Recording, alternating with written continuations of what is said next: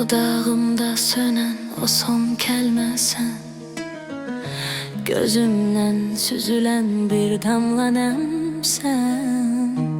Sen benim ömrümün bitmez kederi, sen benim ruhumun tek hemdemi.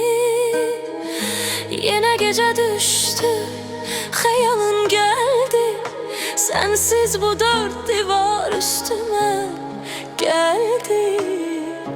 Bir pıçıltı kaldı bana senden yar, hasretin kalbimi yarıya böldü. Gel kurbanın olum benden uzaklaşma, bu sonsuz hasretle beni tek koyma. Yazılıp kalbime adın bir ömür, benim bu aşkımla gel sen oynama. Gel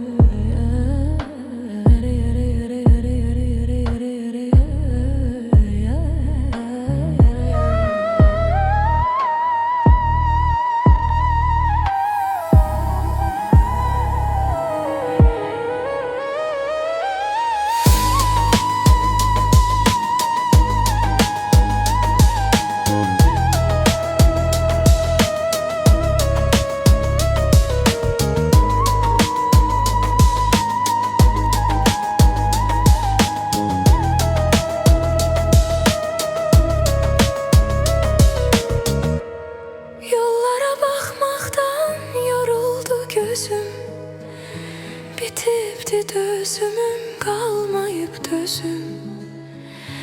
Seninle geçirdiğim her anım için dünyanı feda eylerim ey gülüm. Sessizlik, pıçıltı, nefesim sende kalıp, sen ve ben, amam artık biz yoxuq.